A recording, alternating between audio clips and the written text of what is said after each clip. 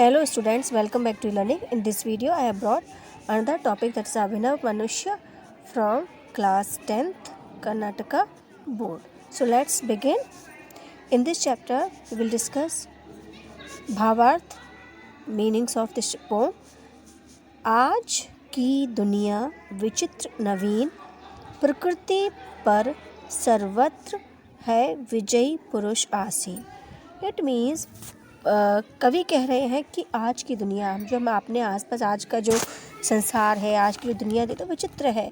मतलब जो चीज़ पहले हज़ारों साल पहले कुछ 10 साल पहले 5 साल पहले जो पॉसिबल नहीं थी, वो आज की दुनिया में हम कर सकते हैं. ठीक है, जैसे कि हम इंटरनेट के द्वारा खाना मंगा सकते हैं, मोबाइल के द्वारा सब्जियां मंगा सकते हैं, चांद पर पहुंच गए हैं, मंगल ग्रह पर पहुंच गए हैं. ठीक है, ऐसी चीज़ें हैं जो हम आज की दुनिया में कर सकते हैं. हज़ारों किलोमीटर दूर बैठे इंसान से हम उसको आमने सामने बैठकर जैसे बात कर सकते हैं. नवीन माने ये नया ही अनुभव है, एक किसी ने सोचा भी नहीं होगा इस चीज़ के बारे में, जो चीज़ हम आज की दुनिया में कर सकते हैं. प्रकृति पर सर्वत्र है, हमने प्रकृति पर विजय पा ली है. जैसे हमको पता चल जाता है, हमने ऐसी चीज़ें डेवलप कर ली है कि भैया अर्थक्वेक कितना कहना चाहिए कि ख़तरनाक अर्थक्वेक, मतलब जो भूकंप है कितना ख़तरनाक है. हमें ये पता चल जाता है कि कब बारिश होने वाली है, कब तूफ़ान आने वाला है. ठीक है, हम ये जान लेते हैं जैसे कि कहाँ पर हवाएं तेज़ चलेंगी, किस डायरेक्शन से हवाएं बह रही हैं. विजयी पुरुष आसीन, मतलब हर जगह पुरुष मतलब जो मानव है, हर जगह उसने क्या कर लिया है, विजय हासिल कर ली है. मतलब हर जगह अपनी पकड़ बना ली है, हर जगह उसकी पहुंच है. ऐसा कोई सा काम नहीं है जो मानव नहीं कर सकता. है बंधे नर के करों में वारी विद्युत भाव. आज कर बंधे माने नर, बंधे माने उसके हाथ में होना, करो माने हाथ में, नर माने मानव के. आज मानव के हाथ में क्या नहीं है, वारी माने बादल, विद्युत माने बिजली, भाप माने भाप जो पानी से भाप बनती है, वाष्प, वो क्या मनुष्य के हाथ में नहीं, सब कुछ मनुष्य के हाथ में है. ठीक है, कैसे कि जैसे पानी से वो बिजली बना लेता है, ठीक है, भाप से बिजली बना लेता है. हुक्कों पर चढ़ता उतरता है पवन का ताप. मतलब मानव के कृत्यों से ही क्या हो रहा है कि हमारी प्रकृति का तापमान बढ़ जाता है, गिर जाता है. जैसे हमने देखा है कि हमारे आसपास बहुत प्रदूषण है, जिसकी वजह से बहुत ग्रीन हाउस गैसेस होते हैं, जैसे मीथेन, कार्बन डाइऑक्साइड.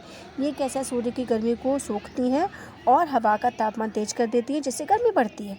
ठीक है, अगर हम बहुत सारे पेड़ उगाएं, पेड़ों को नहीं काटें, तो हमारे आसपास की जो हवा है वो ठंडी हो जाएंगी, तापमान गिर जाएगा. तो किसके हाथ में है आज की डेट में? मनुष्य के हाथ में, मानव के हाथ में है. नहीं बाकी कहीं व्यवधान, कहीं पर कोई परेशानी, कोई डिस्टर्बेंस नहीं है, कोई परेशानी नहीं. मनुष्य एक इतना पावरफुल आदमी, इतना शक्तिशाली है कि वो कोई भी काम कर सकता है, उसको कोई नहीं रोक सकता.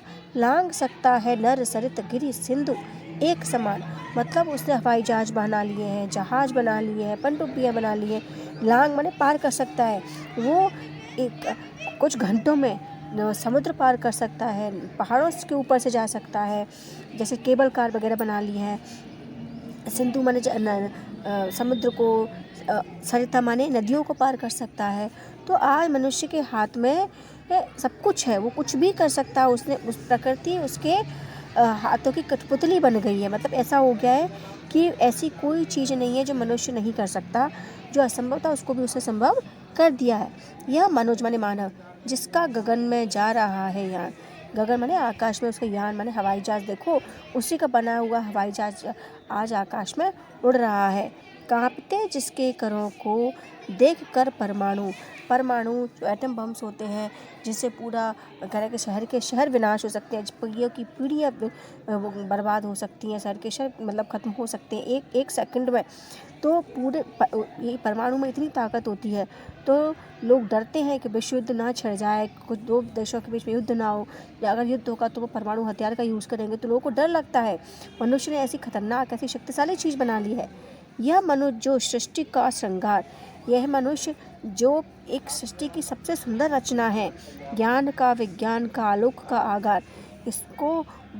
इस सृष्टि की इतनी अच्छी रचना है कि जो ज्ञान का भंडार है, जिसको विज्ञान की समझ, अपने ज्ञान, अपनी तर्क शक्ति, अपनी समझ से उसने विज्ञान से इतनी उन्नति कर ली है कि मतलब पूरी कहना चाहिए कि जो चीज़ें संभव नहीं थी वो आज हम देख पा रहे हैं। जैसे कि आप सोच सकते थे कि हम हवा में उड़ सकते हैं, आप सोच सकते कि इतना विशाल समुद्र हम कुछ घंटों में पार कर सकते हैं। व्योम से पाताल तक सब कुछ इसे है श्रेय। व्योम माने आकाश से पाताल में ज़मीन के अंदर तक सब कुछ उसे पता है। गे माने पता है। पर नया परिचय मनुष्य का यही न केवल उसका श्रेय है, केवल उसका यह परिचय नहीं है कि उसको सब पता है। उसका क्या है, उसका जो श्रेय है मानव की असीमित मानवों से प्रीत श्रेय उसका बुद्धि पर चैतन्य उनकी जीत। मतलब ये नहीं है कि केवल उसने विज्ञान में महारत हासिल कर लिया, विज्ञान से नई नई तकनीकें डेवलप कर ली है, नई नई चीज़ों की खोज कर ली है। समुद्र को कुछ घंटों में लांघ सकता है, पर्वतों को लांघ सकता है। तो मतलब यही मानव की परिचय है, मानव की कहना चाहिए उसकी उपलब्धि है। उसकी उपलब्धि तब होगी, श्रेय उसकी उपलब्धि उसको श्रेय तब मिलेगा जब अपनी बुद्धि पर, चैतन्य पर, उनकी जीत, अपने हृदय पर अपनी जीत हासिल कर ले। कैसे? श्रेय मानव की असीमित मानवों से प्रातः मतलब अगर वो अपने मन से, अपने चैतन्य से, अपने दिमाग से एक मानव दूसरे मानव की परेशानी को समझे, उसकी मदद करे, उसके दुख सुख में उसका साथ दे, एक मानव दूसरे मानव को समझे, तब वो मानव की जीत होगी। एक नर से दूसरे के बीच का व्यवधान, जो मानव मतलब वो आगे तो बढ़ते जा रहा है, विज्ञान की खोज कर रहा है, नई नई तकनीकें बना रहा है। अब जैसे आप सोशल मीडिया देखते हो, फेसबुक, ट्विटर, इंस्टाग्राम, इससे लोग मतलब देश विदेश के लोगों से जुड़ सकते हैं, पर अपने घर के लोगों से ही दूर हो रहे हैं। लोगों में ईर्ष्या का भाव है, लोग एक दूसरे की भावना को नहीं समझ रहे हैं। माँ बाप अपने भावनाओं को नहीं समझ रहे हैं, फिर माता पिता अपने बच्चों की भावनाओं को नहीं समझ रहे हैं, पड़ोसी को नहीं समझ रहा है, उनको घर में क्या हो रहा है किसी को पता नहीं चल रहा है। लोगों के मन से इंसानियत के नाम की चीज़ खत्म हो गई है। तो ये अगर जिस दिन वो हासिल कर लेगा, ये महारत हासिल कर लेगा कि वो एक इंसान दूसरे इंसान की परेशानी को समझे, उनकी कहना चाहिए कि उनके जो भी दुख सुख है उनमें साथ दे, ईर्ष्या भावना हो, तब जाके क्या होगा, ये व्यवधान, ये जो बीच में एक दीवार खड़ी है वो खत्म होगी। तोड़ दे जो बस वही ज्ञानी वही विद्वान। ये जो दीवार है नफ़रत की, लोग मानव के बीच में एक दूसरे को नहीं समझ रहा है, नफ़रत की जो दीवार है, जिस दिन वो तोड़ देगा वही सच्चा मानव हो जाएगा। तो मानव भी वही, जो मानव हम मानते हैं कि मानव ने अपनी समझ से, अपने चैतन्य से इस प्रकृति पर बहुत महारत हासिल कर ली है। प्रकृति कहना चाहिए कि हाथ में आ गई है। कभी कभी ऐसी परेशानी आ जाए, जैसे भूकंप है, वो तो मानव नहीं रोक सकता, लेकिन उसने बचने के उपाय उसने ढूंढ लिए हैं काफ़ी हद तक। लेकिन सबसे बड़ी उपलब्धि, सबसे बड़ा जो मानव है का जो कहना चाहिए कि श्रेय होगा, वो ये होगा कि अगर वो उसकी में इतनी समझ है तो उस समझ से एक मानव दूसरे मानव को समझे, उनके बीच में व्यवधान खड़ा ना करे, दीवार खड़ा ना करे, उनको खुद भी आगे बढ़ा, उनको आगे बढ़ने की प्रेरणा दे। ऐसा तब वो मानव होगा। उस मानव को कवि ने अभिनव मनुष्य की संज्ञा दी है। धन्यवाद। Thank you. Take care. Have a nice day.